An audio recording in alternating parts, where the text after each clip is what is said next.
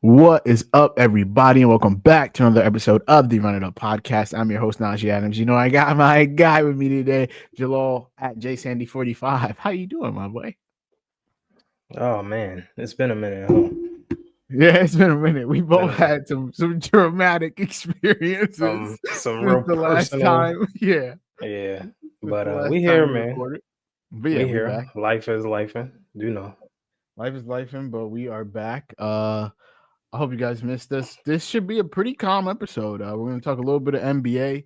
Then we haven't talked on the pod since NFL free agency started. So we'll go over NFL free agency, some of the bigger moves, give our thoughts on them. And then NFL draft is I think it's the 24th, and it's about a month out. Yes, it's under a month away. So we're going to talk some of our favorite draft sleepers. Not even draft sleepers, just some of our favorite prospects. A little bit under a month out. And we're gonna talk draft every week up until the draft, and you guys will get to see me and Jalal's draft ball knowledge go up as we research these guys, because currently the Seahawks have the 18th pick, so I've been looking at interior O linemen and things like that, and so throughout the weeks we'll just get to know more about the draft class as a whole. Obviously we know the stars of the class, the Cam Ward, Shadors, Travis's, Abdul Carter's, but the more nuanced players. So yeah, without further ado, make sure you guys subscribe to Run It Up Podcast everywhere podcasts are found. YouTube, TikTok, Apple Podcasts, Spotify. Leave a 5-star rating and review. You can follow me on Twitter at Najee_Jalal, at JSandy45. Justice and Khalil, and everything will be in the description down below. So make sure y'all go check that out. And yeah, before we get into stuff, song of the week. Jalal, what is your song of the week, my brother? Currently looking for it. Give me a second. All right, I was also looking for mine, but I can give mine. I think my last one was Hurricane Wisdom, but this one is by Scorey. I don't know if anyone's ever heard of Scorey. I feel like most people have heard of Scorey. It's called That's Hurt. It's off his last album. It just came out. No, that's Pain. It's not off his last album. It's off an album in 2023. And so no, it is off his last album. My phone is tweaking. Okay, cool. Yeah, it's off his last album in March of 2025. So we're good. So yeah, what's your song of the week? So he just had an album come out. That's what you're saying. He did. He is. It's March 21st, 2025, last Friday. And this is off that album. But my phone said 2023. So I'm like, what the fuck? Why did it say that? But yeah, it's off his last album. So I was gonna do a song off of I don't know if you listen to Saba, but he dropped a project with No ID. And I got to run through it again. So I'm not going to do that. I'm just go to good old Leon Thomas. I'm going to go with Breaking Point, my favorite song he's ever made. Oh, shit. I accidentally pressed the song.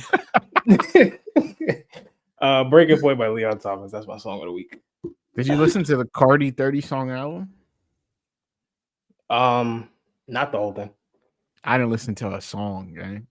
Maybe I got home and I was like washing dishes, doing laundry shit, and I just had it on in the background.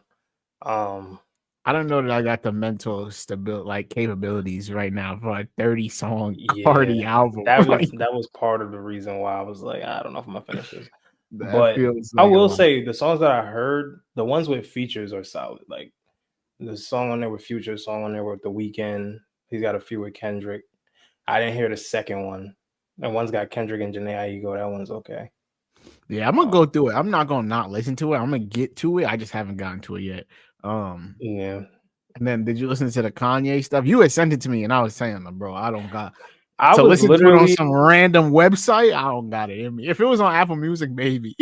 I forgot who sent it to me, but they were like, "Oh yeah, he dropped," and then I just clicked on it and started playing. I wasn't listening to the words because I knew he was going to be saying some bullshit, which is exactly what he was saying. But the production is fantastic. I mean, I didn't download nothing, but yeah, that's always what you're going to get with a Kanye album. You don't know what unhinged. You don't know what you're going to get, but you know you're going to sound good. Yeah, you're going to get some bangers in production. Yeah, that shit going to sound good. But he might be losing his mind, but there's one thing he always know how to do. He going to know how to make that beat drop, man. But yeah, we can get to our NBA talk. I'm gonna be honest, I don't have anything super written down. So we could just kind of give our thoughts on the state of the NBA currently. I want to say every team has like 10 games left before playoffs. Yeah. Playoffs are like early mid-April, play in and everything. So if you just would tell me how you've been feeling about the Heat lately. Did y'all go on like a 10-game losing streak? Yeah, man. What's crazy is like they weren't even trying to tank. Like they were trying to win games. Like there'd be games where they were up 15, 20, second quarter, third quarter. And all of a sudden, fourth quarter comes, get smacked in the mouth, lose the game. Yeah. And we played the Knicks, and I was like, our friend Daniel, Knicks fan, he's like, y'all are gonna cook us. Score was like 15-2 in the first quarter. I said, just wait. Yeah. Terry Rozier ain't come in yet. And slowly but surely gave up the lead, stopped playing defense, all this shit. And yeah, somehow it turned into us losing 10 straight games. I stopped watching, really. Is Wiggins cooking for y'all? Then he had like 35. He's been in and out. He's been in and out of the lineup. Yeah. He had 40 the other night against the Hornets, but like I think he's missed like 6 or 7 games. Y'all are 10th in the East. This is my problem, right?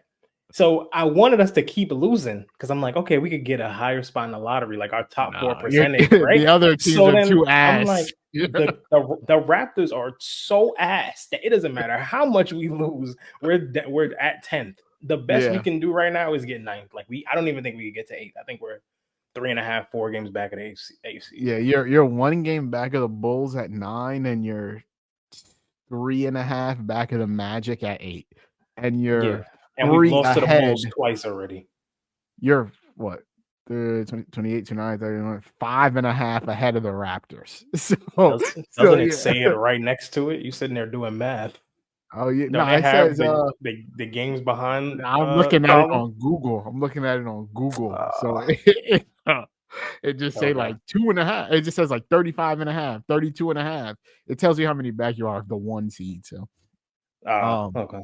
But all in all, I mean, the season as a whole has just been a mess. Like Spoelstra's having one of his worst coaching seasons. But to be fair to him, like the Heat just don't have a fleshed out roster. Like the guys that they thought were going to produce have not produced.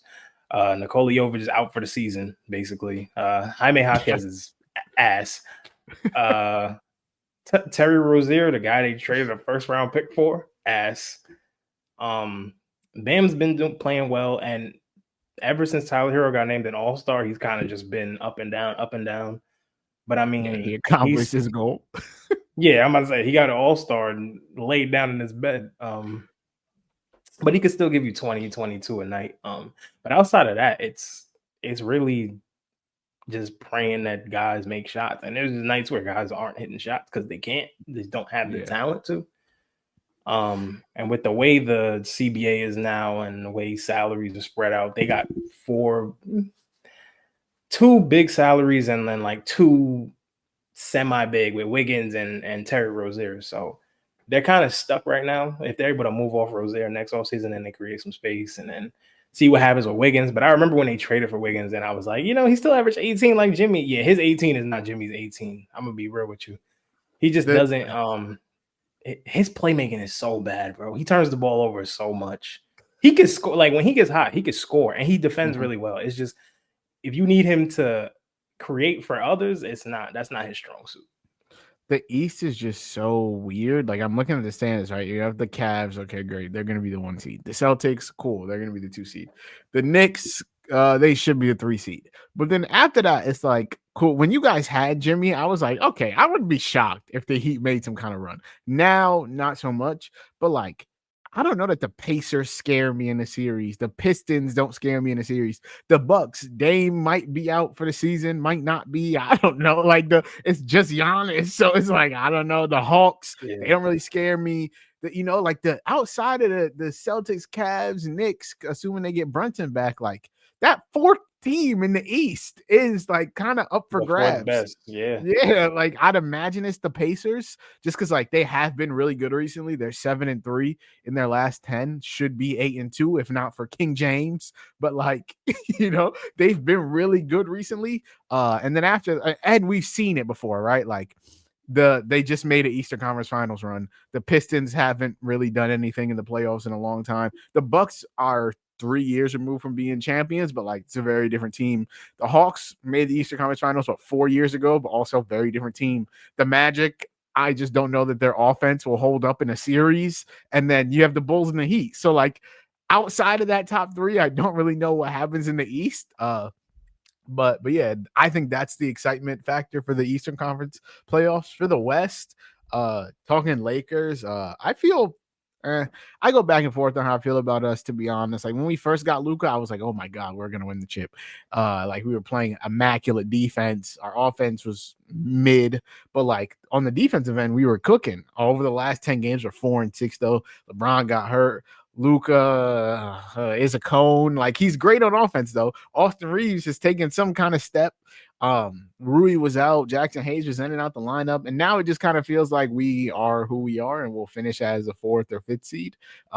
During a playoff series though, like I trust which is crazy. I trust our defense more than I trust our offense. Like you would think in the half court, LeBron, Luka, Austin Reeves should be able to figure something out, but a lot of our offense, swear to God, is ISO ball. It's just pure ISO ball, taking turns on somebody. It's, yo, LeBron. It starts off as like, yo, Luka, take a step back 3. That step back 3 don't go. It's, yo, Austin, come down, try and do a hoop mixtape on their 3rd best defender. If that don't go, LeBron post up. And then it's like, in transition, we are demons. But in the half court, when the game slows down, our offense is not good. It is not good at all. So in playoff series, when the game slows down and you're getting far less buckets in transition, I do wonder if we'll struggle. But at the end of the day, like we should have the 2 best players in pretty much every series we play, to be honest. Even against the Thunder, I think we'd have the 2 best players. Against the Rockets, we have you might have the 3 best players. Against the Rockets, against the Nuggets. Against the Thunder, 2 best players, brother. The Thunder got MVP candidate. Yeah, they got Shea, he the best player, and then we got the 2nd best player. And then we got the 3rd best player. You said y'all have the 2 best players. Well, my fault. I meant to say 2 of the 3 best players is what I was trying to say. Okay. But 2 of the 3 best for sure in the Thunder series. 2 of the 3 best for sure in the Rockets. 2 of the 3 best for sure in the Nuggets. And then, like, I just don't know that another team has a duo as good as we have. So that's my only hope for us making the finals. But would we, if we were first round exit and we played, I think right now we would play the 1-8, 2-7, 3-6. We play the Grizzlies. So I'm saying we pack them boys, but after that, it gets a little tough. But yeah, have you had any thoughts on Lakers basketball recently? I am worried about y'all interior defense. Always have been. I just feel like, you got to go up against Jokic at some point. And he was genuinely hurt. I didn't think he was actually hurt. I thought he was resting, but he was out for like a week and a half. Yeah. And I'm like, oh wait, he's Aaron Gordon was given 40 balls. Yeah, exactly. I'm like, oh, he's actually ailing. So, I think the Lakers defensively, they are really good. It's just like the scheme is there. The pieces are not, like, they don't have the intent. Like now, if Mark Williams was there, completely different. We're talking about a completely different story. Like I'd have more faith in the Lakers to get to the Western Conference Finals. I just feel like playing against the Nuggets, playing against the Thunder, who have 2 bigs that can facilitate. Hartenstein can't really shoot, but that doesn't matter. They know how to stretch the floor by just moving the ball around. It'll be really tough. I think the Lakers can beat the Nuggets. I don't think they can beat the Thunder, but I don't see them beating the Nuggets either. I feel that. I think the West is going to be, the Western playoffs is going to be a legitimate bloodbath. Like so many teams are playing well at this time. Like the Warriors 7-3. And some of that is without Steph over their last 10. The Wolves, they would have been 8-2 if Bam and bust their ass the other night. Yeah, like the Wolves 7-3 over their last 10. The Clippers 8-2 over their last 10. The Clippers are playing really well, bro. The Rockets 9-1 over their last 10. Like the Rockets have been playing super well too. Like a lot of these guys, like a lot of these teams have kind of hit like a little, good stretch over the last 10 games. So I think trying to like jockey into playoff position and see where it ends up landing will be fun. Like I think the 1 seed is locked.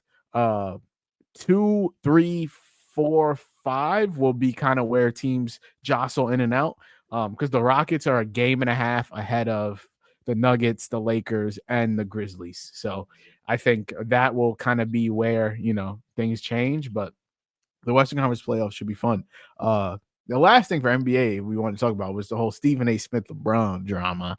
I would just love to know your thoughts on this rivalry feud that has consumed NBA media over the last feels like a month. So yeah, how do you feel about Stephen A. and LeBron? Are you saying since LeBron since he confronted him? Yeah, since he confronted him. Yeah.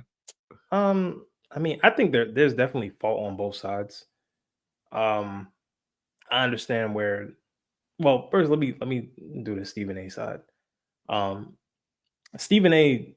saying way back before the whole confrontation at the game, saying as a father is crazy. Like, you don't criticize a man as a parent when your job is to talk about basketball and you criticize the players that play in the NBA. That's your job. Like, I'm sure he wouldn't have a problem with that at all, even if you are talking about his son. And then on his little YouTube show or whatever, it was the game. I remember this specifically. It was the game after the Lakers played the Sixers, and the Lakers were getting smacked, and they didn't really have anybody. Like, Anthony Davis was out, LeBron got pulled early, Jackson Hayes was out, I think Austin Reeves was out, and Bronny played like 20-something minutes, and he was like 1 for 10. And Stephen A's playing the lowlights in the background while talking about as a father. Ridiculous, bro. I'm like, bro, okay, like, cool. You're trying to sympathize with him as a father, but that's not your job, bro. And then he confronts him, and now Stephen A's like, oh, I wish I would have, I could have. Like, bro, stop it. Because he's always been the guy that, if you watch First Take for the last 15 years, because I think we're reaching that point, 13, 14 years, Stephen A has always said, you know where I'm at. I'll be at the games. If you want to talk to me, you can find me. Says it all the time. He still says it. And then somebody approaches him and he takes the chill route. And I'm just confused because he keeps contradicting himself. Honestly, I feel like he's starting to crash out. He's like tripled down on whatever's happened. Nah, he's like saying ridiculous. Like the Kobe shit today is like, what are we talking about? He said, "Oh yeah, they don't want you to." I never said why you wasn't at Kobe Bryant's memorial. And then it's like, actually, he was there. He just asked the cameras not to put them on him. And then Stephen A had to put on Instagram, that was my fault. I was saying the wrong thing in the middle of calling this man a liar. You literally had to come on Instagram to address something that you lied about. Why are we talking about Kobe? Why are we talking about Kobe? He made the comment about when LeBron retires, like, we won't talk about him. Y'all talk about him. Craziest thing I've ever heard. They talk about LeBron every day. That's the craziest thing I've ever heard. During the offseason, during the season, during the playoffs, during the finals. Is LeBron playing or not? That's not the factor. The factor is that y'all just talk about LeBron all the time. It doesn't matter if he's playing or not. Bro, but I don't want to like take away from the fact that I think LeBron has some fault in this, like making it a spectacle that it didn't have to be. I agree. I mean, I feel like I don't know that like he didn't have to confront Stephen A publicly because they could have. I know they don't like each other. Like Stephen A said that, like, he don't like LeBron. LeBron don't like him. They not exchanging Christmas gifts or whatever, what may have you. But at the same time, as two grown men in the same industry, give it two different mediums, media and the actual athlete. Like, y'all are close enough in proximity where y'all can have a private conversation, a phone call or whatever, or FaceTime, a Zoom, something like confronting the man at the game in the third quarter. But I feel like it wasn't at the end of the game. It wasn't before the game. It's in the middle of the game. Like LeBron knew what he was doing it in the middle of the game, coming right out of the timeout. Markieff Morris next to him with Scott Brooks behind him. Like, bro, come on. I get it though. Like I would be upset too if I'm LeBron, but he could have handled that part better. I think I disagree because my thing is like, all right, if I'm Stephen A and I say in front of national, like if that's the case, then Stephen A could have told LeBron in private, yo, bro, I think I need you to do better as a father. But no, he went on national television and said, yo, as a dad, I'm pleading to you to in front of however many people watch First Take, disrespecting me publicly. So then if I'm Bron and I see you, then the thing is, like, it's not like Bron came up to Stephen A with his phone in hand, like, apologize to me, little nigga. He said he came up to him and he didn't know it was being recorded. And Stephen A and Bron both said, yeah, I wouldn't have addressed it if it didn't get like someone wasn't recording it and posted it. He came up to him and said, yo, bro, you could talk about me, the stats, the game, whatever. If Bronny shoot 0 for 10, you could say, yo, Bronny play like trash. But don't say like, yo, as a dad and make it personal and all that. Cool. I respect that. He got to stand on that in person. If you're going to say that on national television, Stephen A, you got to stand on it when I see you. And so I feel like Stephen A going back and being like, well, if he would have put his hands on me, I would have swung on him. It's like, okay, sure you would have, because like one, we in the middle of the third quarter. Why would LeBron snuff you in the middle of the third quarter? Yeah, like, let's be for real here. Like you in the middle of a basketball game that has to be finished.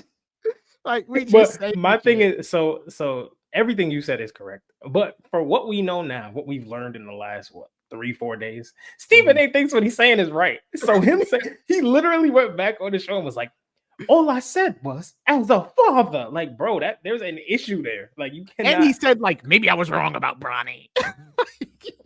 He said, after I saw that move on Giannis, like, yo, what are we talking about? And the other problem is these people don't watch the games, bro.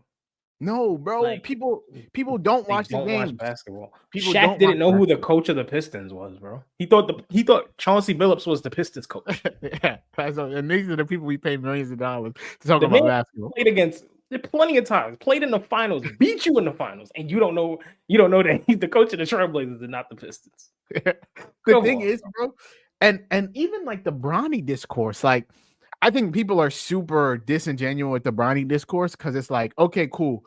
I have two things to say. I'll start with we won't talk about you when you retire. Craziest thing I've heard from an NBA media person ever, because you talk about LeBron now when he's not playing, when he's playing. LeBron could piss, and it's the top topic on ESPN to say like we won't talk about you when you retire. When we have GOAT debates about Jordan, every day when he retired. And, like, come on. And if you want to say like he doesn't have the same global impact as LeBron doesn't have the same global impact as Jordan, fine, cool, that's fine with me. But we also have the same conversation about how once LeBron retires, there is no face of the league. So to say we won't talk about you when we constantly say there's no one to carry the torch once LeBron is gone, it's crazy to me. Because who are we going to talk about once LeBron is gone? Steph, KD, they're going to be going too. So what, we going to be having Anthony Edwards discourse? Like, no. Anthony Edwards and Jason Tatum discourse. Yeah, like, no, we don't do that because we're not doing that now. So it doesn't matter. And then the Bronny shit is disingenuous because it's like, oh my God, he didn't deserve to be the 55th pick. So what I would ask you is that we go back and look at the draft, right? Bronny was the 55th pick. He was a blue chip prospect, McDonald's All-American, who went into cardiac arrest. Now, okay, he's the 55th pick. The 56th pick is Kevin McCullough Jr. Do we know what the fuck he's doing? He's in the G League, and he's putting up 11.2 and 5 in the G League, 12 games played. Okay, cool. It's an honest living. The 57th pick, Ulrich Chomchi. He's also in the G League. He's putting up 8 and 8 in 19 games played. honest, great. That's cool. Shout out for 57th pick. 58th pick, Ariel Huckporty, also in the G League, putting Shout up out to 7-7 in 4 games. So the 55th pick, Bronny James, is putting up 22, 5, and 5 in the G League, but he didn't deserve to be the 55th pick. What are we talking about? Yes, he did. But my thing is when did the 55th pick of the draft become the position where you get chosen and now all of a sudden you're thrusted into stardom? Bro. No second round pick. No second round pick is chosen to lead a franchise. I think Bronny's a good player. Like, my ceiling for him, I've been telling people this for a few weeks now. I think he can be a solid backup point guard, like a 6-man point guard. Like if he's like Davion Mitchell, like exactly. If he's Davion Mitchell, that's cool. If he's a poor man's Drew Holiday, that's cool because he defends very well. Like, bro, if he's Alex Caruso, I'm okay with that at the 55th pick. He's the 55th pick. The only thing I'll say is I do think the Lakers maneuvered some shit for him to make sure that he went to the Lakers. That's fine. That's the only thing I ever complained about. I think people purposely did not take Bronny in the second round so that he could fall to the Lakers. Because Rich Paul was making them calls. Yeah, and the only team that I thought might take him just to be petty was the Jazz. I thought the Celtics might just to fuck around, but Danny Ainge is not there. Yeah, Danny Ainge is not there, so it doesn't matter. But yeah, bro, I think my problem is that people say like, oh, nepotism got him the 55th pick. Maybe it did, but like to say that he's not deserving of it, he's easily deserving of the 55th pick in the draft. So let's stop it. And he's 19 years old. 19 years old. There's coming off of cardiac arrest a year ago. Like, come on, bro. What are we doing? He deserves to be in the G League. I'm not saying he deserves a starting caliber spot, but like he's playing in the G League and he's doing well. And that's okay to say. Like, speaking of the G League, do you remember Drew Timme from Gonzaga? Yeah. You know he had 50? Yeah. He had 50 the other night, and he plays for the Long Island Nets. Shout out my old employer. They posted a picture and it said Drew Timme 50, bro. He made like 24 shots. He was like 24 of 29. I was like, that ethical hoops. Ethical hoops. I mean, I watched Cam Thomas drop 40 and then play in Brooklyn the next day. So like, but a 40 in the G League is a little different though, because Bronny had 39. All you gotta do is hit one free 33 times. But yeah, G League hoops is nasty, but also like ethical though. It's like those guys can play. Bro. It's a very fun hoop. Professional basketball play. It's a good watch. Like all of those guys could play overseas if they really wanted to. Yeah, but they want the NBA look. You know, I would have went overseas by now. But catch me in the Olympics. Yeah, you catch me playing for Slovenia. That is the NBA portion of the pod. We'll dive into NFL free agency. I just wrote them down based on like the ones that came to the top of my mind. So talk to me about how you feel about Stefon Diggs to the Patriots. I want to say that was the most recent one. Recent one. Maybe Russ was after him, but he's the next one anyway. So I think they happened the same day. It was like same day, 20 minutes night. apart. Yeah. So I think it was Russ then Steph. He signed a 3-year, $69 million deal, $26 million guaranteed with the Pats. What do you think about the signing for the Patriots? For the Patriots specifically, it's nice. I think in reality, it's probably more like a 1-year deal with mad incentives. I don't know how much money is guaranteed. I don't know. 26. 26. It's like a 1 year and less see type of thing. Yeah, it's either like a 1 year and we could get out of it, or like 2 years max. It ain't 1 year. Only for 3 years. Nah, probably like a 1 year restructure kind of thing, and then play his second year if he was good. Cut him his third year, something like that. He's not a wide receiver 1, and that's fine because, I mean, he's 31, about to be 31. Yeah, I think he's 31 now. He's coming off an ACL injury. We've seen him produce at a high level for so many years. And then finally last year he played as a 2. And as a 2, he looked really good behind Nico Collins with CJ Stroud throwing the ball. I don't know how he's going to look as a number 1 if he even ends up being a number one, if the Patriots decide to take Travis Hunter and put him at wide receiver, then maybe he'll be the number 2, or they'll be 1A, 1B, whatever the case. I don't like the money, but I do like the addition to their team because their wide receiver room is absolute buns. Like they need some type of talent in that room, bro. So I don't have a problem with it.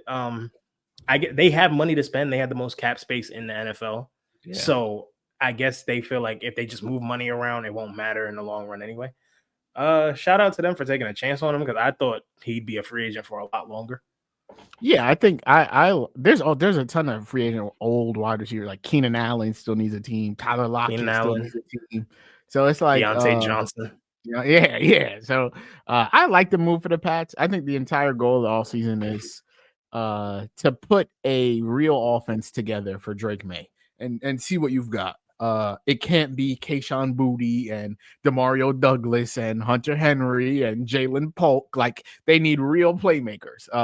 And I think Diggs is still capable of being a pretty solid, guy. Like it makes it easier for a quarterback. Like we literally saw him come in and change Josh Allen's life. So like I think he can sort of do somewhat of the same thing for Drake May, just giving him easy looks, giving him a reliable target. And like for the most part, Stefon Diggs has been a decent culture setter. I know like he leaves teams at like not necessarily in the greatest of standings, but like his teammates usually love him. Like, he was there in Houston for 1 year and everyone's like, oh my God, the Texans feel like he changed their franchise. So like I think it'll be good to like establish some sort of locker room culture for the Pats. New coach obviously coming in. So yeah, I like the Diggs signing. I don't think that there was much else they could have done. Like if they use 4 on Travis Hunter, I think he has to play wide receiver because I'm not using the 4th overall pick on my cornerback 2 because they have Christian Gonzalez. So like if I take Travis Hunter at 4, hey, that's the best secondary. That might be the best secondary in the league if they do make him play corner. I'm not gonna lie to you because they also added a Salat who, hey man. Yeah, I think they added him to be a 2, but if he ends up playing slot, then fuck it. Yeah, and I think the Pats would be a team that might let him try both, play both, because like you don't have to guard the best player, right? Like Christian Gonzalez is going to guard Ja'Marr Chase. I mean, if we use the Bengals, you have to guard Tee Higgins. Yeah. But like Christian Gonzalez is going to guard Garrett Wilson. You guard Malachi Corley. It's like we cool with that. Is that their number 2 receiver for real right now? I mean, can you think of anybody else, brother? it's Garrett. I'll look up. You're right. Right now. You're definitely because Lazard is not on the team anymore. I don't think. No, they gave him. He's on the team. They gave him. He has to like find a trade, so like he won't be on the team though. It's Garrett Wilson, Josh Reynolds. They just signed Josh Reynolds today. Tyler Johnson, Xavier Gibson, Malachi Corley. So yeah. If the Pats take them, we look at the Bills, the Jets, the Pats, and who's the other team in their division? The Dolphins. Like, cool. We'll guard Garrett Wilson. You guard Malachi Corley. I will guard Khalil Shakir. You guard Keon Coleman. It gets a little tricky with the Dolphins because you got to guard Jalen Waddle, but like, hey, we can do that twice. We can keep up with Waddle. Yeah. So it's like I don't think it's that bad for the Pats if they decide to play him both ways. Because you have a guy who is going to lock down the other team's best receiver. The next thing, Giants sign Russ and Jameis. I know people like to dunk on the Giants and Joe Shane and Brian Daboll, but like I don't hate it for them. I think the combo of Russ and Jameis is cool. You sign Russ to a 1-year deal, 2-year deal for Jameis. Russ is probably the starter, barring anything crazy. I think it's easy to sell the Giants owner on like, hey, you asked us to improve the QB situation. We got an average starter, someone who is miles better than Drew Lock and Tommy DeVito. So like, if he goes down, we have a top 3 backup in the NFL. Like Jameis, he gonna sling that bitch, It might not win you a lot of games. He might throw 2 pick sixes, but he gonna throw 10, 12 touchdowns if he start for 8 games. And And then, like, I think Russ also gets a little bit of a bad rap because, like, the way the Steelers season ended, like, he wasn't horrible last year. I think Arthur Smith's offense doesn't really ask the QB to do much, but when he did have to throw, like, he wasn't bad. He was 4th in accuracy rating, 12th in true completion percentage. That moon ball is still a thing. 2nd in deep ball completion percentage, 22nd in pressure completion percentage, and 4th in true passer rating. So, like, he could throw the ball. It's like, and like I said, especially the moon ball, 2nd in deep ball accuracy rating, and 9th in deep ball catchable pass rate. So, like, if the goal is to be a more explosive offense and to get Malik Neighbors downfield shots, if Russ could do anything, it's that. And so, like, if I'm taking a 1-year deal on a quarterback, I don't mind Russ for the Giants, especially in a division where you're going to have to score points. Like, the Commanders going to put up points. The Cowboys should put up points. The Eagles going to put up points. So, like, you need a QB that's capable of doing something on offense. And, like, Tommy DeVito and Drew Lock wasn't doing that. Does that mean they're not going to take a Shador at 3 if he's there? I don't know, but I think a QB room of Shador, Jameis, and Russ is kind of insane. So I think they would probably take Travis at 3. I don't know. That'd be a historic quarterback room. Yeah. I don't know. First all black quarterback room. Yeah. I don't know what they would do. Like, they either signed Russ because the Browns told them, hey, Shador not going to be there at 3, or they feel like we're cool either way. So I don't know. But how do you feel about the Russ signing?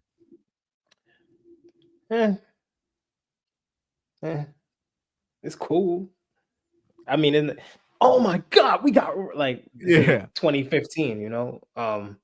When they signed Jameis, I was like, okay, they want a bridge quarterback to maybe start the first 5 weeks and bring in whoever they might draft. Then they signed Russ, like, what was that, like the next day?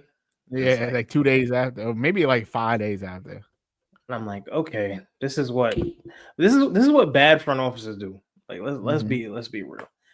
If Russ plays well, do the Giants re-sign him? Because now you're talking about he's 36, 37. Probably and not. The front office is on the clock. Coach is on the clock. Like, they're this is a desperate move, in my opinion. I think Russ is fine for your starting quarterback. Like, he's a top 20 starter in the league, probably. Off the top of my head, that's what I would think.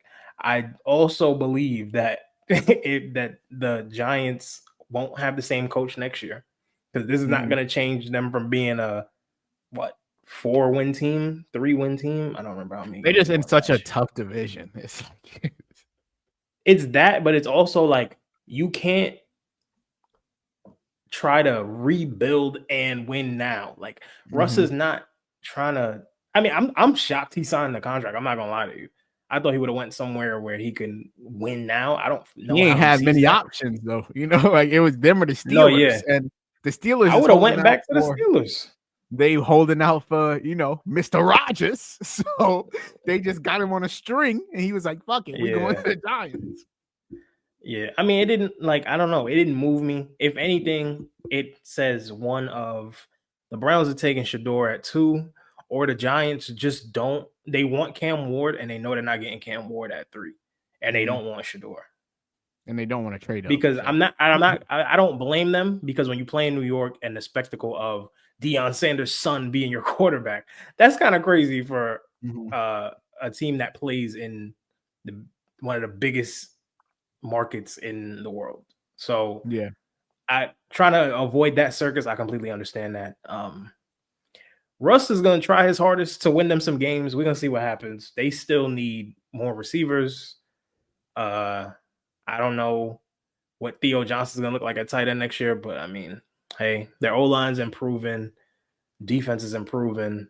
Maybe they take a defensive player at 3, or they take Travis Hunter at 3. Who knows? Yeah. They take Travis Hunter at 3 is lit. Yeah, he got. He can play corner. He can play wide receiver. Yeah, he can play whatever. It don't matter. I'd give it a B. Like, overall, bringing in both of them at the same time, I give it a B. Long term, we'll see. But for next season, I like it. It's cool. Yeah, I mean, the next move I wrote down has to do with your former franchise GOAT, Davante Adams. He obviously signed with the Rams on a 2-year, $44 million deal, which is basically a 1-year, $20 million deal. So basically a 1-year deal. He's 32. He still had 1,000 yards in 14 games last season with 8 touchdowns. ESPN does this like open score where they like trying to assign a number to how open wide receivers get. He was still top 15 in that, and he was 3rd in the NFL in receiving yards from week 14 on. So like, he still showed down the stretch last season that he can be elite. And I think that if you're the Rams, if I'm looking at Cooper Kupp and Davante Adams, I would rather have Davante Adams. And I think that's the decision that they made. And I think at this point in their careers, Davante Adams is better than Cooper Kupp. I think like down the stretch last year, Cooper Kupp was just getting taken out of games. And I think Davante Adams is still good enough to not be able to just be erased from a game and just have an entire defense focus on Puka Nacua, right? So like, I think that was their goal there, to create a more dynamic offense. Like we were watching Aaron Rodgers. I think Davante last year put up like 170.5. And so like against the Jaguars, like if you still got that in you, then like I'm down for you, because Cooper Kupp not doing that. So how'd you feel about the Davante Ram signing? Probably, I mean, I wanted him to come to the Packers, but probably my favorite signing of the offseason. I think he fits really well, and I don't know if he's played with a receiver as good as Puka, maybe like prime Jordy Nelson. Mm-hmm. And I mean, somebody might think Garrett Wilson. I think Garrett Wilson still has room to grow. Like, the potential is sky high. We know how good he can be, but there's always an excuse with him. Mm-hmm. And I feel like there's a lot with that class, like the Chris Olave's, the Garrett Wilsons, blah blah blah, whatever. But J-Mo, right. Yeah, right. I think to bring in a guy who is honestly miles better than what Cooper Kupp is right now. Like, he can still put up. You can potentially have 2 guys that put up 1,200 yards and 10 touchdowns. Yeah, that's how good Davante Adams is. He's still got Kyron Williams. They might bring in another back, because I'm gonna be honest with you, Blake Corum ain't that good. Defense is young, and they get around. They absolutely destroyed the Vikings in the playoffs. So I mean, and Sean McVay is your coach, arguably one of the best coaches in the league. Some people think he's the best coach in the league. He's definitely in the conversation. Yeah, I think he's the best coach in the league. If you're in the situation the Rams are, and you know Matthew Stafford might not have that much time left, and you want to maximize this window, Davante Adams is the perfect guy to get. I thought they would. Obviously, we knew they would trade Cooper Kupp because they said it before the free agency period started, but I thought they'd try to get somebody in the draft or trade for somebody younger. But I mean, looking at the pool, you got Brandon Ayuk, who you don't know what he's going to look like coming off injury. You got Stefon Diggs also coming off injury. The safest bet was Davante Adams, who honestly they probably got at a better price than they would have gotten Ayuk from Ayuk. So I mean, hey, I take it to. I give it A+. I think probably one of the best signings of the offseason. Yeah, I'm right there with you. Speaking of wide receivers, this one was a really hot topic amongst NFL fans, so I'd love to know what you think. The Bengals, they re-signed their duo. Ja'Marr became the highest paid non-quarterback in NFL history, coming off the Triple Crown year. 4 years, $161 million. Tee Higgins, 4 years, $115 million. He's the 9th highest paid wide receiver. Can you name me the 8 above Tee Higgins? The 8 receivers above Tee Higgins that get paid more than him per year. DK, because he just got paid. Justin Jefferson. Amon-Ra. Yeah. CD. Yeah. What's that, 4? Yeah. His teammate. So 5, Ja'Marr. Okay, Ja'Marr, 5. Mike Evans? No. Let me think. Yeah, think. There's we got what you said, 5 of them, so there's 4 left. There's only 3 left. Because he's 9, so there's only 3 left. AJ Brown. Boom, that's 6. The next 2 are tough, but think about someone who just got paid last year. Just got paid last year? Got paid last year. It was a big story. You were just saying his name. Was I? He's currently injured towards ACL. Oh, Brandon Ayuk. Oh yeah. Brandon Ayuk, and then they gave him buku bread. Yeah, that was nuts. And then the last one is he's won a Super Bowl before. He's won a Super Bowl before, and he got traded after winning the Super Bowl. Won the Super Bowl, got traded after winning? Yes. Tyreek? Yeah. Okay. There you go. Boom. So that's the 9 that get paid. He gets paid more than every other receiver in the league, though. And so, yeah, people were kind of going up in arms. They're like, yeah, good luck. You got 3 players, but you don't got no one else. How did you feel about the Bengals re-signing Ja'Marr and T to their deals? Ja'Marr, I mean, ain't no need in arguing that one. I mean, arguably the best receiver in the league, Triple Crown winner. Cool. T. Higgins is most likely the best number 2 in the league. I think it's him, Davante Smith, everybody else, Jalen Waddle, everybody else. Yeah. I guess now you can say Davante Adams in there. But I mean, they both earned it. Like, you can argue T is always injured, but when he's playing, he sometimes outproduces the dude that's across from him, who is people's number 1 receiver in the league. I mean, they both earned it. You can argue whether it's a great allocation of their resources. Honestly, I didn't think they were gonna re-sign T, but shout out to Ja'Marr for making sure his man's got taken care of.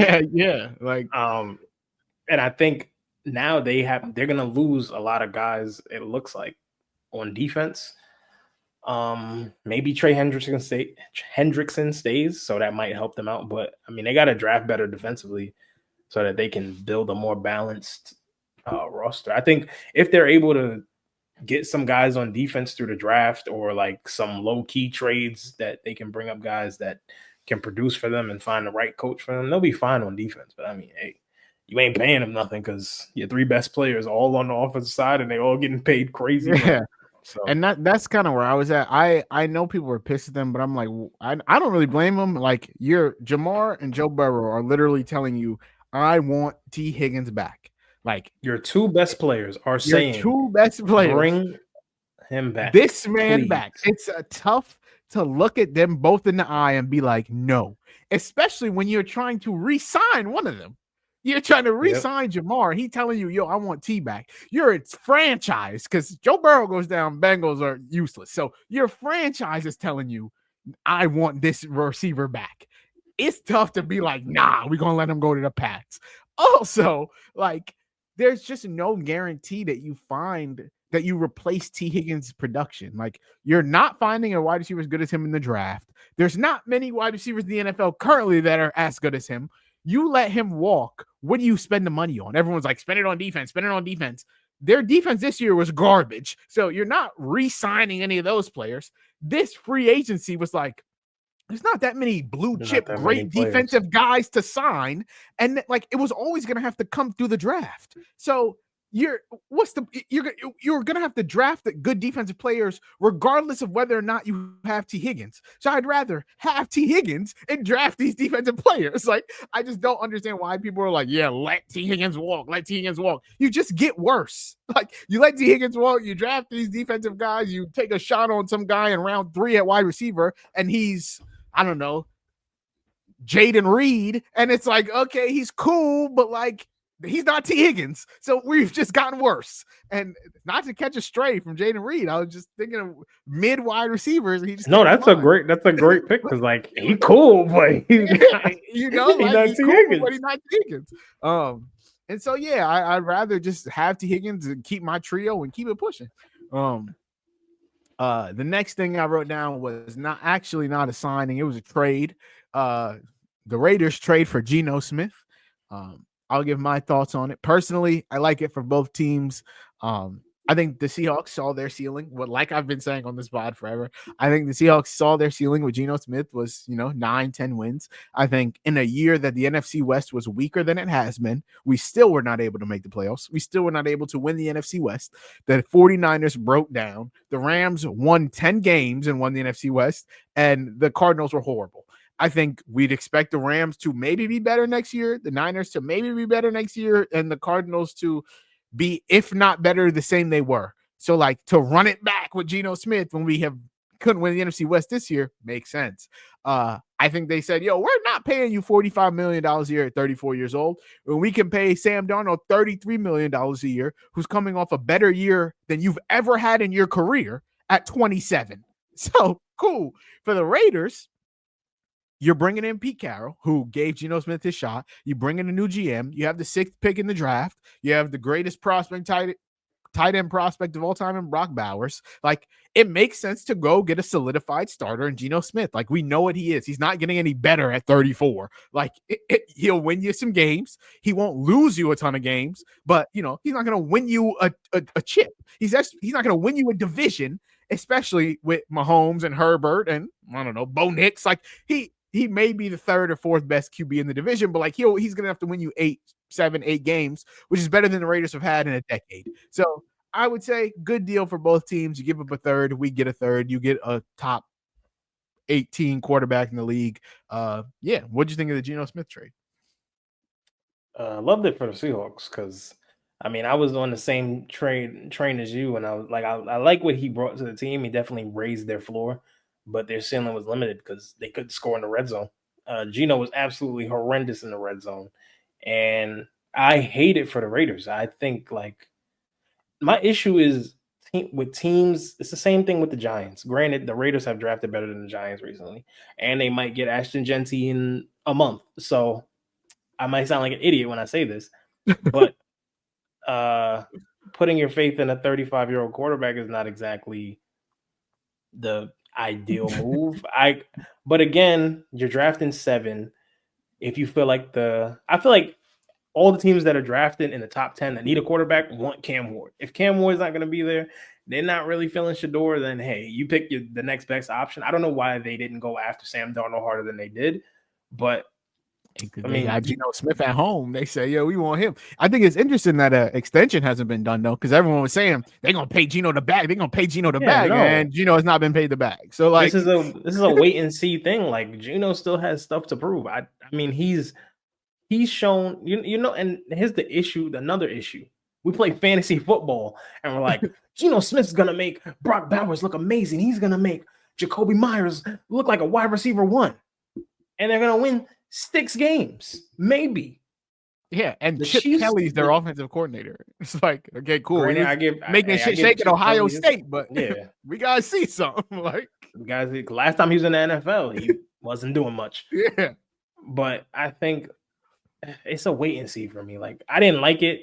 It's not that I hate Geno. I just think teams don't embrace building a team through the draft. Like, and granted, you can't do everything through the draft, but having a quarterback is one of the most important things. And knowing that you're getting a guy that's limiting your ceiling, it just mind boggles me. But the good thing about it is, if he's not good, his deal is expiring, so they could just get off him next year if they needed to.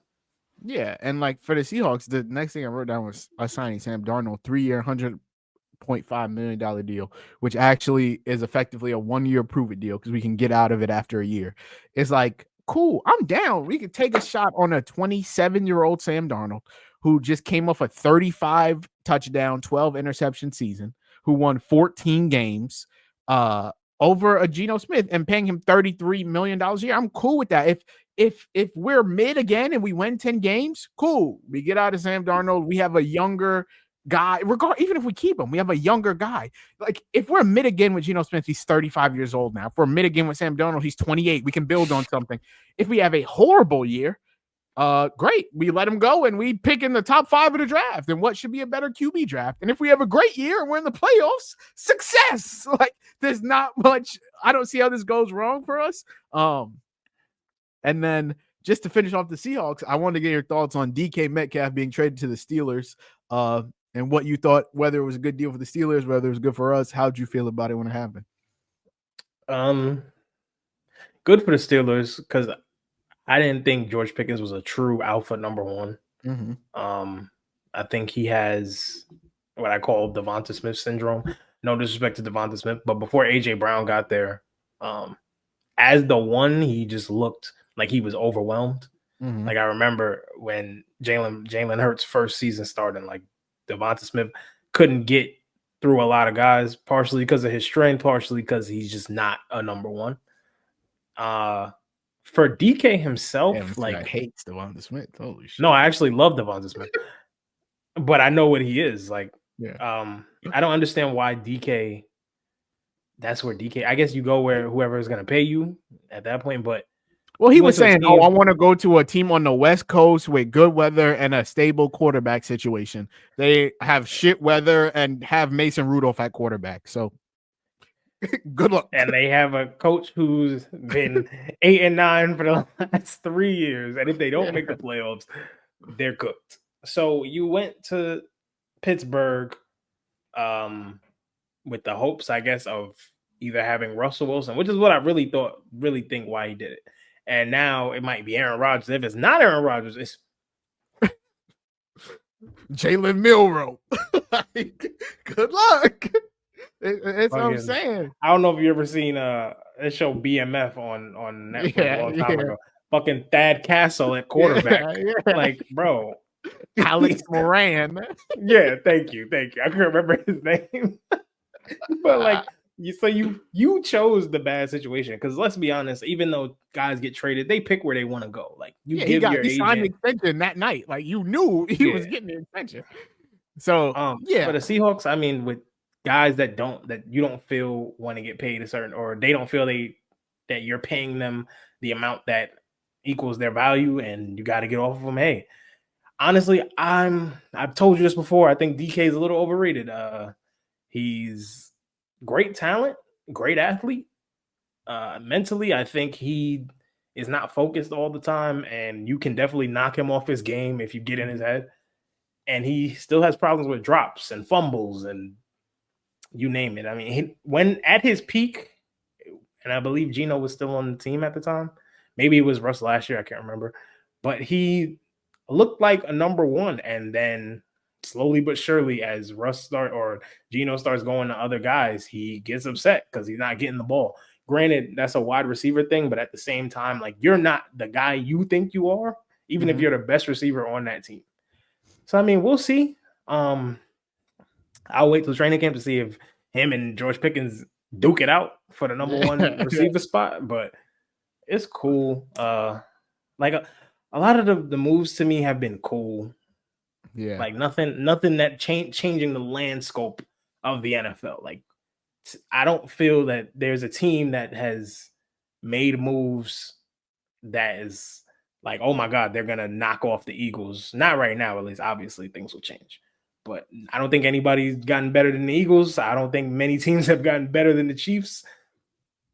Yeah, I think for me, I didn't love it when it first happened. Like, I think it's really hard, like almost impossible to find wide receivers with like the skill set and athleticism DK has. Like they don't just grow on trees. Like, and especially with the offense that we're about to have with Clint Kubiak, when it's like a lot of play action, deep shots. Like, I do think DK would have had a great year in our offense. But like, I personally love JSN. I think JSN is probably the overall better wide receiver than DK, but like he's not the athlete that he is, right? He doesn't have like the straight line speed. He doesn't have the strength. And so like that's not to say that JSN can't play on the outside, because I see it, everyone's like, oh, slot boy, because he led the league in like slot receiving yards and slot targets, and he was the best slot receiver in the league this year. Great. Like that's the situation he was put into, and he thrived in that situation. That's not to say that he can't play on the outside. Like DK was out against the Rams. He was cooking from the slot from the outside. He put up 179 and 2 touchdowns. And like I think JSN is just a receiver. Like, and so I'm cool with that. I also don't blame the Hawks for not wanting to make DK the 4th highest paid wide receiver in the NFL. Like we just talked about this earlier. Like the only 3 wide receivers paid more than him per year are Ja'Marr, Jefferson, and CeeDee. All of them have at least one All-Pro. All of them have at least one 1,700-yard season. DK has never been an all-pro and never had a season over 1,300 yards. And that was in 2020. And over the last 4 years, he's had under 1,000 yards twice. So, like, to commit to paying him as the fourth highest wide receiver in the league is kind of insane to me. Insane. So, yeah, I mean, I get it why the Steelers did it. Like, they don't think Pickens is their guy. I think he might be more trouble than he's worth. He can check out a game. Sometimes he can lose them games. So they tried to hedge against it. But, like, making DK your fourth highest paid wide receiver, I think might come back to bite them. Granted, like, the salary cap goes up every year. 2 years from now, DK will probably be the eighth highest paid wide receiver, and it won't matter. But still, currently, I'm not comfortable giving him that. So that's how I felt about that. And I wanted to do, you know, how we do our little TikTok things. I'm going to say a wide receiver. You tell me if you would rather have them or DK Metcalf. The obvious ones cooked. The obvious ones are gone. You know, Ja'Marr, Justin, CD, AJ. I think you'd rather have over DK Metcalf. Amon-Ra St. Brown or DK Metcalf. Amon-Ra, easy. Brandon Ayuk. Brandon Ayuk. If he's healthy. Tyreek Hill. Tyreek. T. Higgins. T. Jalen Waddle.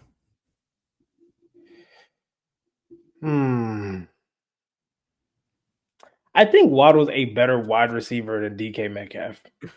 Like, genuinely, I think he's a better route runner, has better hands, he's faster, and just doesn't have the size, and he's not a number one. But honestly, is DK like a true number one? I think he's like a mid-level one. Yeah, I think that's fair. DJ Moore. Oh. I think I take DJ Moore over DK. Davante Smith. Slightly DK. Slightly. Like, that's close. Nico Collins. Nico. Deebo Samuel. DK. Terry McLaurin. I would take Terry. I think Terry has suffered from never having a good QB, and finally he's got a guy that could get him the ball and had his best season of his career. Chris Godwin. Mike Evans. Mike, easy. That's 1,000 yards and 10 touchdowns. Jerry Jeudy. DK. I'm not buying into whatever Jerry Jeudy did that last season. That was insane. That insane stretch. Drake London. Neighbors.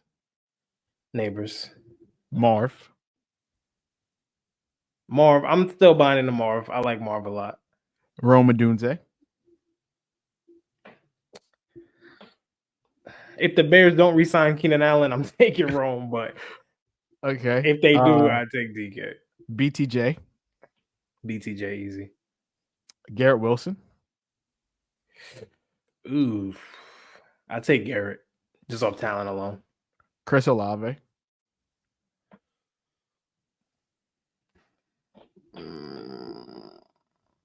I'll do DK. I like Olave though. Last two are Zay Flowers. DK. Jordan Addison. DK. And Jameson Williams. DK. Okay, so he's a wide receiver too, do you? You took him above all the wide receiver twos, but below all the wide receiver ones. So he's like fringe wide receiver one for you. No, that's what I'm saying. Like he's a low end wide receiver one. Yeah. There's nothing he's done in his career that would make me think that he could be a top 10 receiver in the league. Yeah. And he played with Russell Wilson half of his career. Yeah, prime Russ too. Yeah, like 2015, 2016 Russ. Yeah. And so the last two things I had for free agency was Bears beefing up the offensive line, traded for Joe Thuney and Jonah Jackson, signed Drew Dahlman. I think the Bears are going for it. Shout out to them. Got their head coach. Caleb was the most sacked QB in the league last season. He was the third most sacked quarterback all time in a single season. He was one of the worst deep ball throwers in the NFL. 39th in deep ball accuracy, 37th in deep ball catchable pass rate. He was just one of the worst passers in the league last year, period. He was 38th in clean pocket accuracy rating. So, like, I just think he wasn't that great at throwing the football last year. And I think a lot of that can be attributed to the offensive line play. You get like when you know you're about to get sacked and you have no faith in your line, like you're just getting spooked. You're seeing shit that's not there. You're not trusting the play design. You're just throwing shit. You're trying to get the ball out of your hands, or you're trying to make too much happen. And so I think reset, new coach, new offensive coordinator, new offensive line to really give him a new like stable base so he can try and be the guy that was drafted as the number 1 overall pick. So I like it for the Bears. Obviously, they're your ops. So how do you feel about it for the Bears? And I hate it for us, but I mean, it's cool for that. I think Joe Thuney, they probably could have drafted a guard, honestly, but because Joe Thuney's on the older side of things, and he's not as good as he used to be. But overall, I think it's good because you got to protect your number 1 pick, the guy that you picked to save your franchise. And there's things to build on there. Like Caleb Williams built a rapport with DJ Moore. Him and Rome had their moments. And I think if you get a good running back, they're basically trying to build like junior, like the junior lines. Like if you get a good running back, and there's plenty of running backs to get in this draft, and I think they want to keep DeAndre Swift. You just have a guy to add to DeAndre Swift's element of speed and shiftiness. You got a power guy that just runs you over and tires you down. Like, I think they can have a really good offense. Defensively, they're already pretty damn good. I think they're just looking for consistency on offense. And DJ Moore has proven that he can be a number 1 for the most part. And I think Rome was held back a little bit by Keenan Allen being there last year because, truthfully, I think he's a slot guy, but he can play on the outside when needed, but mostly kind of like JSN. And I think if he's able to break out of his shell and have a breakout year next year, the Bears can possibly get to the playoffs. But the division is tough. Like, they may make all of these moves and end up 7-8 or 8-9. Did I do that math right? Yeah. Something like that. Yeah, like they may end up being a fringe playoff team even after sitting here praising all of these moves, and even if they have a great draft, like they might be a year away from being a year away. Yeah. Speaking of the Bears, last thing was the Jets signing Justin Fields. Obviously, I am the biggest Justin Fields fan on the planet, so I love it for the Jets. Aaron Rodgers absolutely decimated your locker room, and I think Fields is one thing. It's a damn good locker room guy. Reset the culture. He's also never really been in any sort of good offensive situation. I don't think that this is a good offensive situation either. Kind of reminds me of the Bears, whereas Garrett Wilson is DJ Moore and Breece Hall is Khalil Herbert, I guess. But like Breece Hall is obviously way more talented. But like there's just no other options other than Garrett Wilson in the passing game, which reminds me a lot of the Bears. Streaky offensive line. Justin Fields is going to have to do a lot. But regardless, I do think that he showed signs of developing as a passer last season. Like I said earlier, for us, like Arthur Smith's offense doesn't really let you do much. But I do like that Aaron Glenn is his first year as a head coach, taking a shot on Justin Fields. And I think that's the kind of coach that Fields needs. Plus, he's back with Garrett Wilson, Ohio State connection. Breece Hall, Justin Fields read option might be, one of the sneaky best plays in the game. I don't think Breece has ever played with a quarterback as dynamic as Justin. And so I think he's going to have a great year. Because I think a lot of people, like Breece was in that Ja'Marr Bijan tier of guy, and after like a kind of shaky couple last 2 years, people are kind of like, hey, maybe this guy's who he thought he was. But he did tear his ACL, and he's been in horrible offenses with horrible offensive linemen and non-athletic quarterbacks. So I think adding a dynamic guy back there will do nothing but wonders for Breece Hall.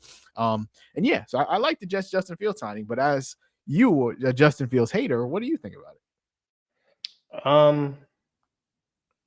I like it for the Jets, but I hate it for Justin because I feel like it's a terrible situation to be in. Like I thought the Steelers might take another chance on him, and he was mad because Tomlin benched him when they were 4-2. Which, hey, I don't blame you. I'd be pissed too. I get it. But I will. On the flip side of that, I remember them like scraping wins against like the Raiders and Yeah. the Titans, and it's like because Justin Fields can't make the throw you need him to make. So I think it'll look a lot like it did with the Steelers last year, but worse. Like the process will look a lot like how we're used to seeing it from last year, and a lot like how it did with the Bears. The problem is the division is maybe not better, but I mean, you play the Bills, he can't go band for band with Josh Allen. No. Like, and granted, as much as I've maligned Tua is a better quarterback than Justin Fields, and the Dolphins are a better team than the Jets currently are right now. I will say, if Justin is able to throw consistently, then I think the Jets can be a competitive team. But as long as their offense is there, they have to get more weapons. Like if they draft Tyler Warren, I'm cool. They need, at least they need a tight end or a receiver, right? And like I think the defense is like great. Like Aaron Glenn is a defensive coach. So I think the defense is straight. You still got Sauce. You still got Quentin Williams. Still got well, not DJ Reed anymore. DJ Reed went to the Lions, but Jermaine Johnson and all of them. Yeah, Jermaine Johnson, Will McDonald, like Quincy Williams. Like they got guys who can perform, guys who have been part of great defenses for the past 3-4 years. I think the offense has always been the odd thing that they've been trying to figure out. Didn't work with Aaron Rodgers. I could have told you that. I think if you add the element to help Brees out, who's one of your best players, maybe arguably their best player on offense, I think is Garrett Wilson, but you can make the argument for Brees given what he did his rookie year. They need more weapons. I want to see what they look like after the draft. If they're able to get like what's their draft position? Like 10? I think they have hold on. 7. Jets draft picks. They either have, I think the Bears have 10. They have 7. Do they take a wide receiver at 7? I don't think so. I don't think they take Ted at 7. If Travis is there, maybe. I don't think. I don't think I don't think you take Ted at 7. I like Ted, but I don't think they will do it. I think he's worse than the big 3 of last year's wide receiver class. Maybe the big 4, honestly, because BTJ. Big 3. I think he might be better than Rome. I don't know. Rome was pretty nice at Washington. Ted was nice last year. Ted was nice at Arizona, yeah. But I don't know. I think if they're all in the same class, I think he's a better prospect than BTJ. I think like now that it's easy to say, oh, he's not as good as BTJ when BTJ just killed in the NFL. But like if he was in last year's class, I think he's probably the 4th wide receiver off the board. That's fair. Yeah. But yeah, I think I'm excited for the Jets. Hopefully, I think they're trying to do a mini Lions thing too, because their offensive coordinator is Tanner Engstrand. He was the Lions passing game coordinator. So like you look at their makeup, we can make Garrett. Let's say he's Amon-Ra. He's not a slot guy, but like let's say he's our wide receiver 1. Let's say Brees is our Gibbs, Braylon Allen's our Monty. We move it. Let's make it Justin Fields. Don't got to do much. It's like Jared Goff. Let's make it quick reads, easy things to understand. They just got to find their JMO. They got to find their Jameson Williams. They got to find their wide receiver 2, and they got to find a Laporta. So that's what they're looking for in the draft, and hopefully they're able to figure it out. But speaking of the draft, we can go ahead and end it off with some of our favorite draft prospects here. Like I said, me and Jalaal are just getting into draft things. So throughout the weeks, you'll get to see how kind of our takes develop. But our raw dog takes on our favorite early prospects for the NFL draft. I'll let you start it off, Jalaal. Who was one of your guys? Hopefully we don't have the same guy. We might. We didn't go over this before the show. We don't know who each other has, so we might have one of the same guys. My first guy, I did a running back, quarterback, and a wide receiver. I have a receiver and a quarterback. And I'll say before I say like favorite like sleeper prospects, my favorite overall prospect in the draft, surprise, is Travis Hunter. Like I love watching his tape I love watching him as a receiver. Like people always, he should be a corner, the better corner. Just watch him run down the field, bro. Like his ability to track the ball down the field, his hands to basically catch the ball from any position from when the ball is thrown, his after the catch ability to make guys miss. It's like for me, it's like a mix of like Odell and AJ Green. Like the shiftiness reminds me of Odell, and then like his size is comparable to somebody of AJ Green. He's a little skinny, but like his mechanics are similar to like AJ Green. He's very smooth as a receiver, and I think in college he's such a great athlete that he was as a corner, like he has the instincts of a wide receiver obviously, so he can kind of predict what somebody might do. But in terms of like his technique, I saw a video where it's like he didn't look at guys' hips. So he's looking at shoulders. If you give him a fake, he's getting cooked because he's trying to out athlete you at corner. And I think if he was to pick one or the other, I feel like he'd adjust quicker to wide receiver than corner because it's an easier position to play. Yeah, I think when you look at wide receiver, like you're looking at 3 buckets, right? Contested catch, separation, and yak. Like, can a guy separate? Yes or no? If he can't separate, can he moss someone? Can he make a contested catch? And once he catches the ball, is he a threat to get 10, 20, 30 more yards?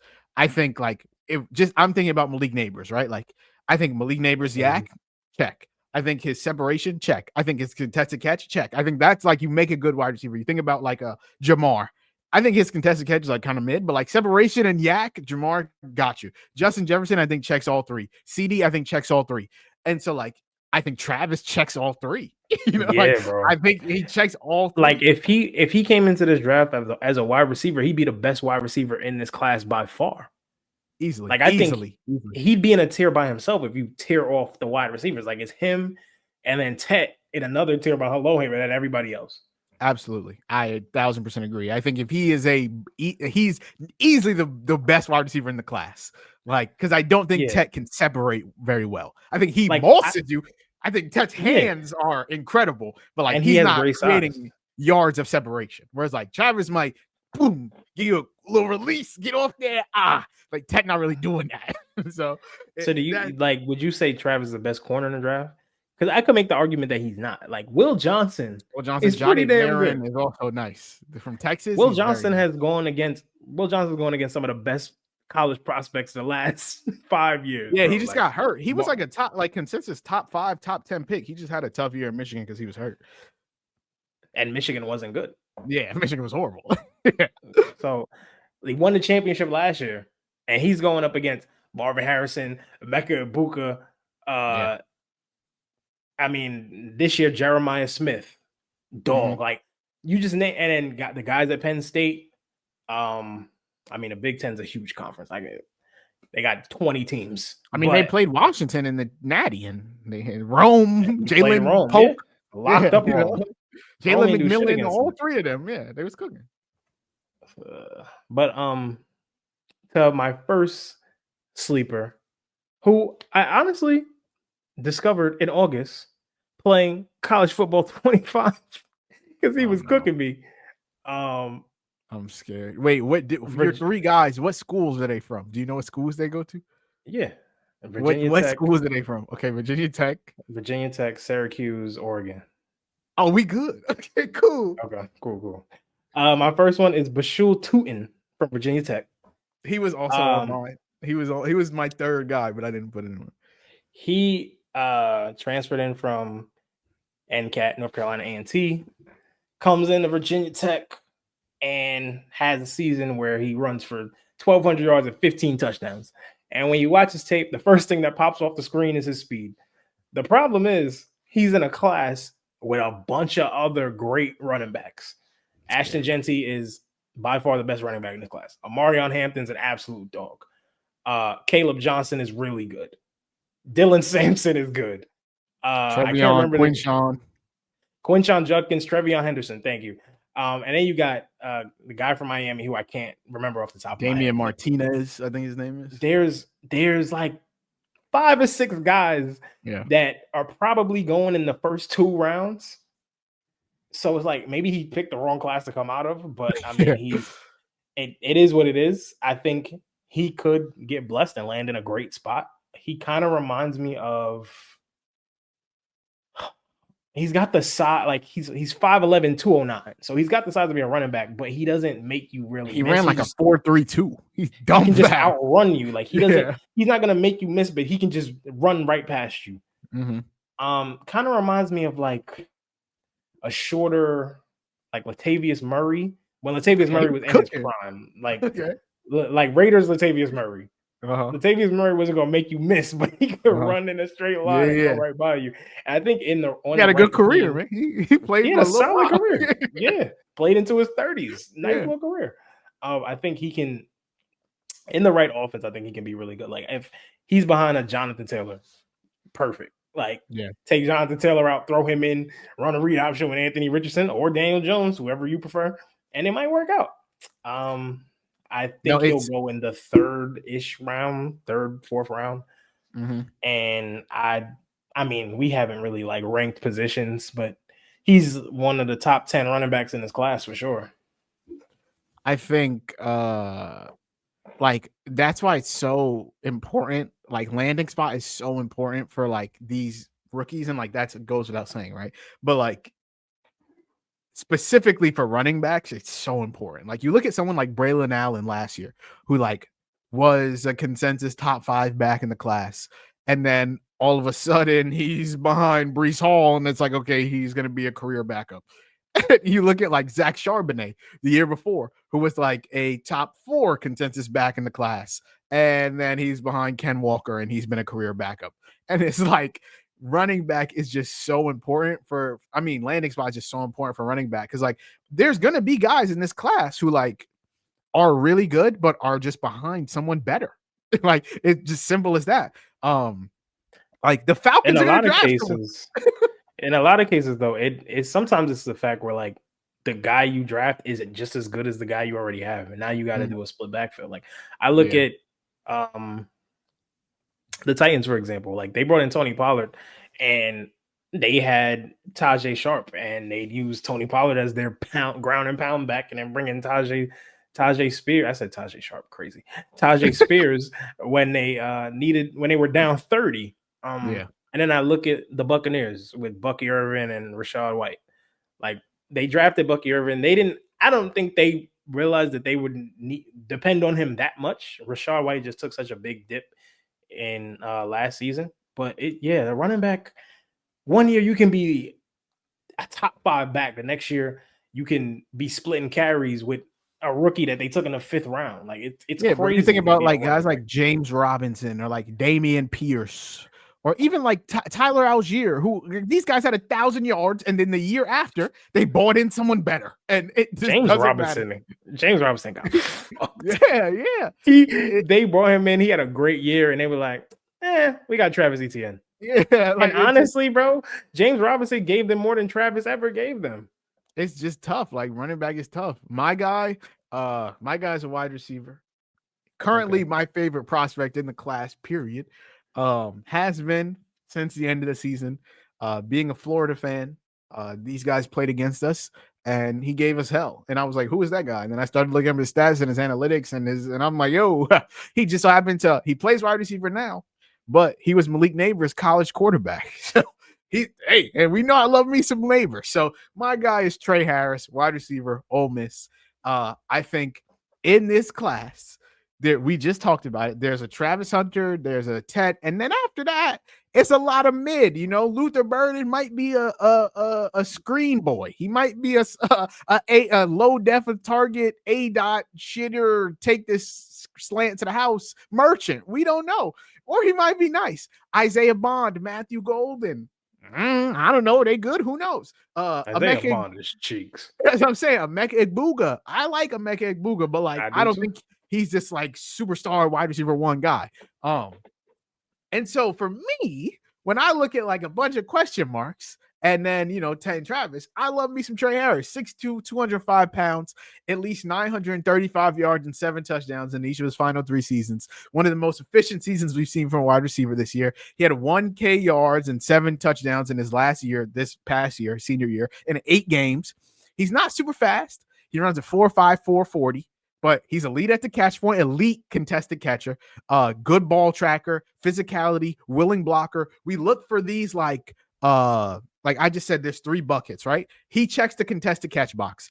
You might think, oh, does he check the yak box? He kind of does check the yak box. He had more yak per reception than Ted McMillan, Matthew Golden, Travis Hunter, Jaden Higgins, Isaiah Bond, Jalen Noel. Like he can make shit happen after the catch. And then separation wise, I think he's a not super polished route runner, but like can get he has a little bit of a bag. He was first in total yards per route run in wide receivers this class versus man and zone, second verse in yards per route run versus zone. And since yards per route run started getting tracked, it's the first time ever that a wide receiver has been over 5 yards per route run.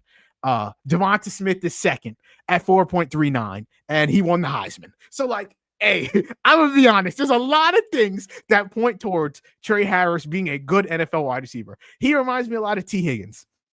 And then there's this last stat that I saw: wide receivers to go to Power 5 schools with a career yards per route run above 3 that aren't slot merchants. So like play 80% of their snaps in the slot or have low A dots. So like 3 yards of average depth of target since 2018. Ja'Marr Chase, CeeDee Lamb, Devonta Smith, Jackson Smith and Jigba, Jalen Waddle, Marquise Brown, and Tre Harris. So the only miss there is Marquise Brown. And like, he's still average, right? Like he got hurt. I think Marquise Brown is an average NFL wide receiver. If Tre Harris ends up being as good as Marquise Brown, I'm cool with that. And so for me, he's my sleeper. I love me some Tre Harris. I personally think he would be a demon on the Seahawks. Yeah, don't take him in our dynasty draft because we might have to shoot the fair one because I want him. So yeah, that's my sleeper. I don't even know if he's a sleeper. That's my favorite prospect in the draft. You better take him at 202 because if he's there at 210, I'll take him. Hey, I got 209. Anyway. Yeah. I was like, wait, you gonna give me the 209? Oh, wait. No, you might not. Yeah. Who you got for who's your second favorite? It is a quarterback who plays in the ACC. Kind of got an ACC. Yes, I know who you're talking about. Kyle McCord. Yeah, Syracuse quarterback. Previously from Ohio State. Got recruited to Ohio State. Played 12 games for Ohio State last season. Well, 2 seasons ago in his junior year. Transferred into Syracuse. Had his best season through 34 touchdowns. Almost 5,000 yards, which is insane in college. You just don't do that.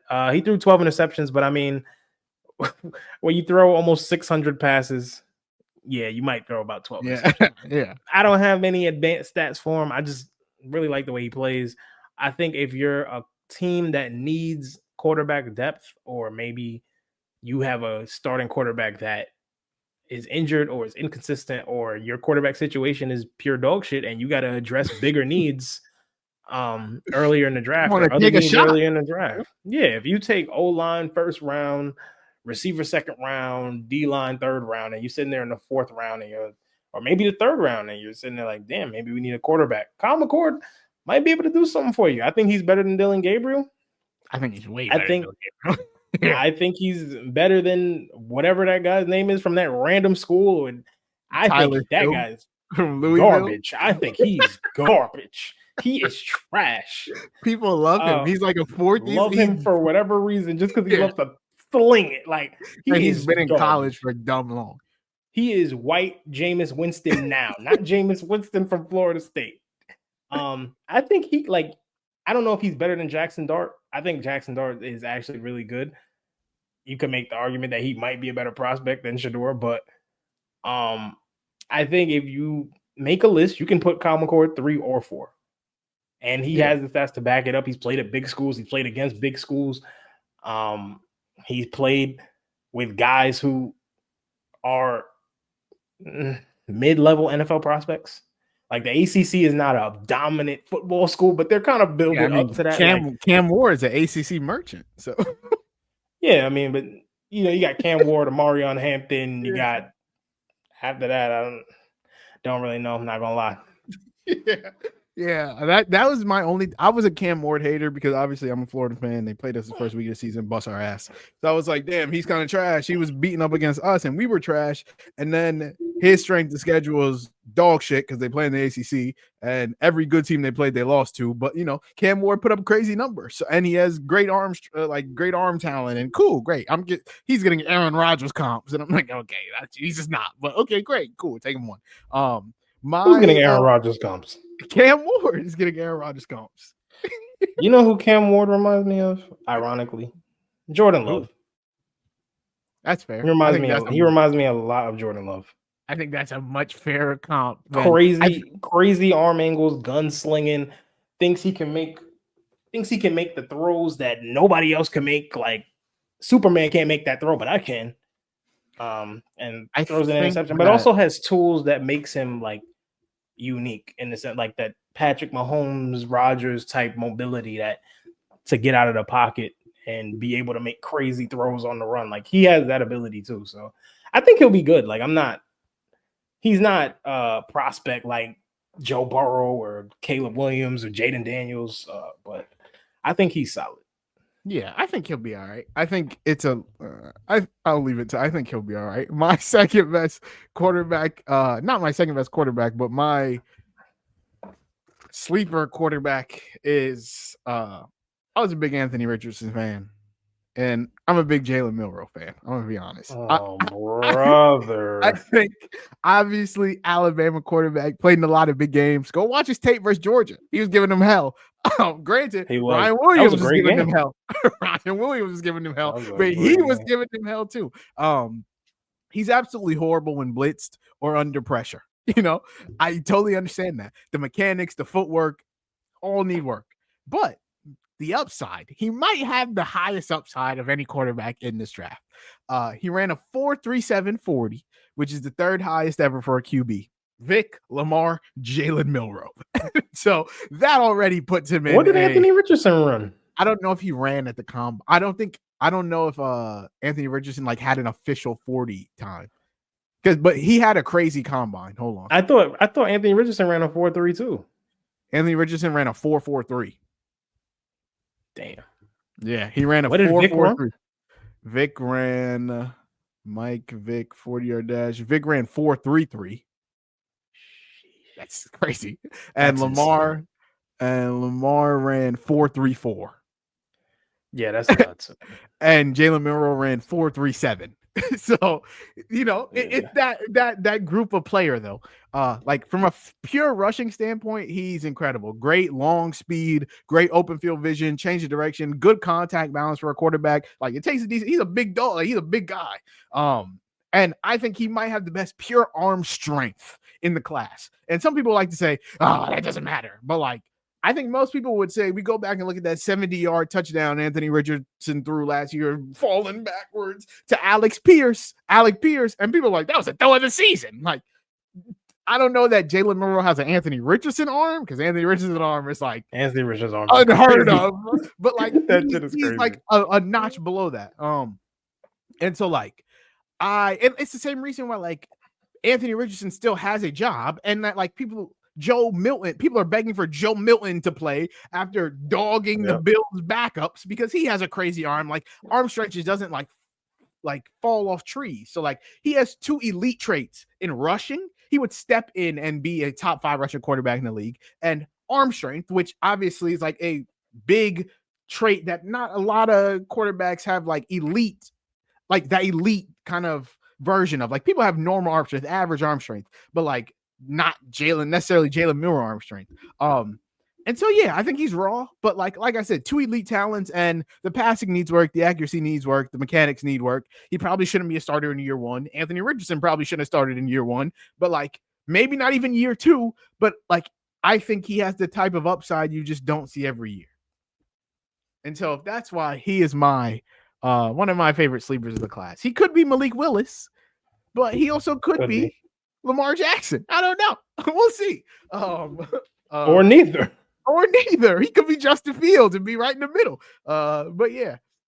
Who's your third favorite prospect? Be honest. He had a pretty shit combine. What school did he go to? He went to Oregon. Had a god awful combine. Is it a receiver? He's undersized. Yes. I know it is. Yeah. Yeah. Bo Nick's brother. It is Tez Johnson. Yeah. He is undersized. He had a terrible combine. But that doesn't matter because all I did was go watch his tape, go watch his highlights, go watch some extra film I found on YouTube. He's a good wide receiver. In the short game, he's really, really good. Like, even though from his junior year to senior year, he took a bit of a dip in production at every statistical category. He played less games, and had 3 less catches and about 100 less yards. Oh, shit, 200 less yards in 2 games. So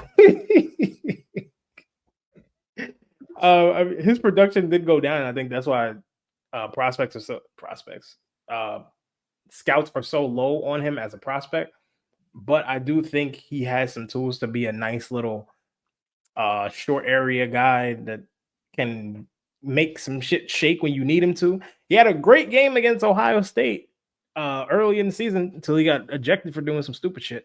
And I think when you play at big schools against big teams and you play with other guys against other guys who are great and with other guys who are great, like, it brings something out of you. And he was pretty good at the Senior Bowl. Like, they were raving about his route tree at the Senior Bowl. And even though on Twitter he was getting his ass cut, because I watched the video and he was doing trying to get open. TikTok routes. Yeah. I think he's like a mid-level wide receiver. He is undersized a lot. Like, he's like 165 pounds soaking wet. But I like his tools. I like his just in the short game. Like, I don't think he's something special, but I do think he can contribute to a team more than what we have coming out of the combine, where people think he's absolute dog shit garbage. Yeah. I was really high on Tez Johnson for a little while, and then I started looking at, like, I don't know that we've seen many wide receivers at his size do well in the NFL. That's what kind of took me off of it. Like, just historically, I don't know that we've seen like a ton of guys his size produce well in the NFL. He's like smaller than Tavon Austin, bro. Like, without the shiftiness of Tavon Austin. Exactly. So it's very tough. But yeah, I think it depends on landing spot. Like, if he goes to the Broncos and he's playing with his brother, like, I think Bo Nix is gonna do everything he can to get him the ball. So, like, we'll see. But I did think that about Troy Franklin too, and so we'll see what happens. I would never give up on Troy Franklin. If he could just learn how to catch the ball, that would be great. But yeah. Shout out to you guys listening to an hour and 36 minutes of us yapping. Make sure you subscribe to the Run It Up Podcast everywhere that podcasts are found. You can find us on Twitter at Run It Up Pod, TikTok at the Run It Up Podcast, me on Twitter at Naj Adams _ Jalaal at JSandy45. Justice and Khalil's Twitters will be in the description down below. Make sure you leave us a 5-star rating and review. Tell all your friends and family about the pod. And I hope you guys have a litty day, a litty night, a litty life. Just like we do in every episode of this podcast. Make sure y'all go run it up.